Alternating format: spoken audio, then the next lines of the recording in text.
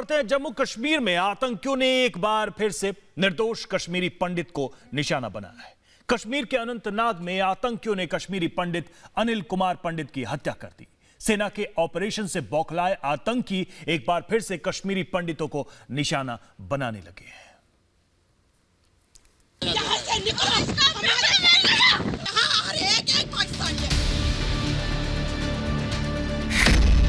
जन्नत में कश्मीरी पंडित की हत्या।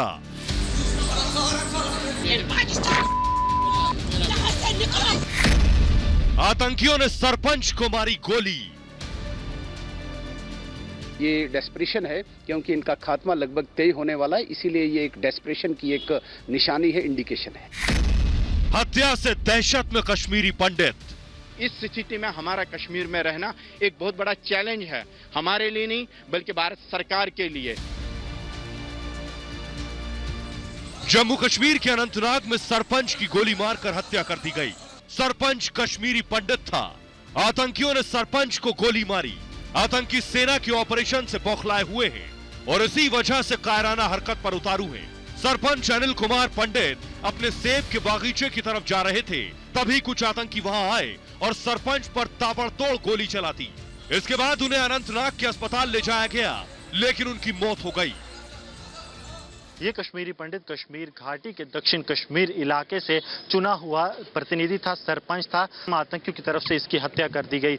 हम इनके जम्मू के घर के बाहर मौजूद हैं और अगर गौरव आपको दिखा पाएं तो घर में जो है लोगों में शौक की लहर है और उसके साथ साथ रोष भी है, क्योंकि ये जो व्यक्ति था ये इस सोच को लेकर चल रहा था कि कश्मीर में दोबारा कश्मीरी पंडित लौटेंगे और पिछले 15-20 साल से ये लगातार वहां रह रहा था। लेकिन आतंकियों ने एक बार फिर से निशाना बनाया कश्मीरी पंडित को। इनके यहाँ भाई और भाभी जो हैं वो रहते हैं, बाकी पूरा परिवार जो है वो दक्षिण कश्मीर में है और घर परिवार के लोग जो हैं वो डरे सहमे हैं, क्योंकि भाई की जो है हत्या आतंकियों द्वारा कर दी गई है और बाकी परिवार जो है अभी भी वहां पर है। इनको उम्मीद है कि सुरक्षा जो है उन्हें मुहैया करवाई जाएगी।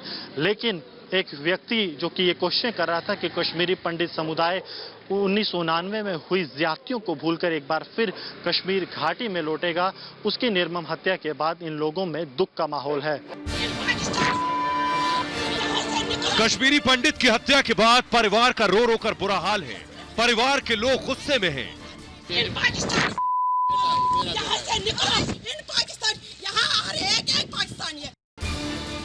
कश्मीरी पंडित की हत्या से घाटी एक बार फिर दहल गई। कश्मीरी पंडितों को 90 का वो दौर याद आ गया जब हजारों कश्मीरी पंडितों पर जुल्म ढाए गए और लाखों कश्मीरी पंडितों को घाटी छोड़नी पड़ी थी। लेकिन इस बार आतंकी सेना के ऑपरेशन से बौखलाए हुए हैं, इसलिए वो कश्मीर के बेगुनाह पंडितों को निशाना बना रहे हैं। कश्मीर घाटी के डोरू क्षेत्र में लगातार सेवा कार्यों में लगे थे और वहां के चुने हुए सरपंच थे। उनकी निर्मम हत्या पाकिस्तान के इन दरिंदे आतंकवादियों ने की है। बहुत बड़ा पाप, बहुत बड़ा जघन्य अपराध इन पाकिस्तान के दरिंदे आतंकवादियों ने कश्मीर घाटी में किया है, जिसकी भारी कीमत इन पाकिस्तानियों को चुकानी पड़ेगी। आतंकी कुछ भी कर ले, सेना शैतानों को मारती रहेगी और घाटी में आतंकियों के सफाए के बाद ही अमन लौटेगा। लेकिन कश्मीरी पंडित की हत्या के बाद आम कश्मीरी को इसके खिलाफ सख्ती से खड़ा होना होगा। Bureau report, Republic Bharat. तो किस तरीके से ये पूरा घटनाक्रम सामने आता है, पाकिस्तान का एक और पाप बेपर्दा होता है। गुरसिमरन इस वक्त सरपंच के घर से हमारे साथ मौजूद है लाइव। गुरसिमरन, सरपंच के पिताजी से आपकी बात हुई है, क्या कुछ कहना है उनका?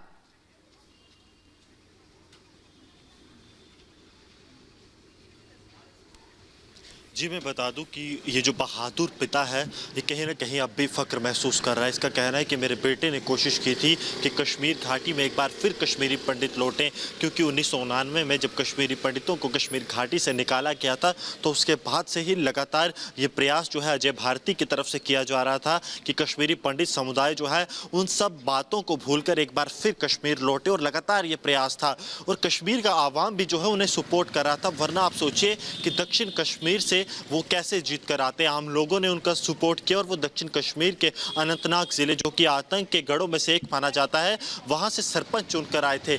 लेकिन जब आतंकियों को ये लगा कि ये कश्मीरियत जो है उसे स्थापित करेंगे, हिंदू मुस्लिम भाईचारे को एक बार फिर स्थापित करने लगे हैं, तो आतंकियों ने इन्हें निशाना बनाया।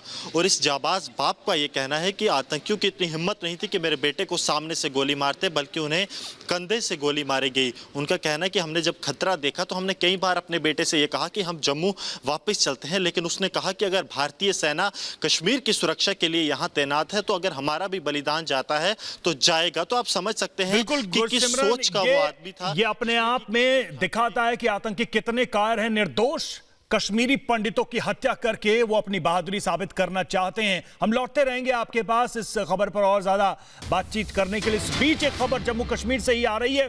बारामूला में आईईडी बरामद किया गया। सुरक्षा बलों ने आईईडी बरामद किया है। देखिए, आतंकी लगातार कोशिश कर रहे हैं कश्मीर में किसी बड़ी हरकत को अंजाम देने के लिए, लेकिन उनकी साजिश नाकाम साबित हो रही है। बौखलाए हैं क्योंकि लगातार उनका एनकाउंटर जारी है। हंदवाड़ा हाईवे पर ये आईडी मिला है। गुरसिमरन इस खबर पर हमारे साथ फिर से लाइव हैं। बारामूला में आईडी की बरामदगी की जानकारी मिल रही है यहाँ पर, और क्या इनपुट इस वक्त मिलता हुआ गुरसिमरन साझा करें।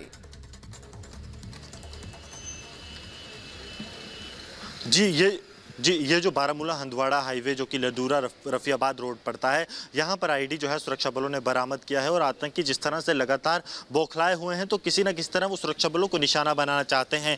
कल डीजीपी दिलबाग सिंह ने भी ये कहा था कि जैश ए मोहम्मद जो आतंकी संगठन है उसके पास लगातार जो है आईडीज बनाने के लिए वो कोशिश कर रहा है और कई आईडीज भी वो बना रहा है। तो कहीं ना कहीं ये उनमें से भी एक हो सकती है, लेकिन समय रहते सुरक्षा बलों की तरफ से इस आईडी को रिकवर किया गया। एक बड़े आतंकी हमले को जो है सफल होने से सुरक्षा बलों की तरफ से रोका गया, क्योंकि जिस तरह से लगातार आतंक की टॉप लीडरशिप का सफाया हो रहा है। और अगर पिछले 2 हफ्ते की बात करें तो 22 आतंकी मारे गए हैं, जिसमें कि 6 टॉप कमांडर है। तो आतंकी संगठन जो है वो पूरी तरह से बौखलाए हुए हैं। और ये बौखलाहट ही है कि कभी वो सिविलियंस को निशाना बना रहे हैं, कभी वो फोर्सेस को निशाना निश्चित तौर पर बना रहे हैं। गुरसिमरन, इस बड़ी खबर पर कुछ और अपडेट्स के लिए फिर से लौटेंगे हम आपके पास। फिलहाल तमाम जानकारी देने के लिए बहुत धन्यवाद आपका।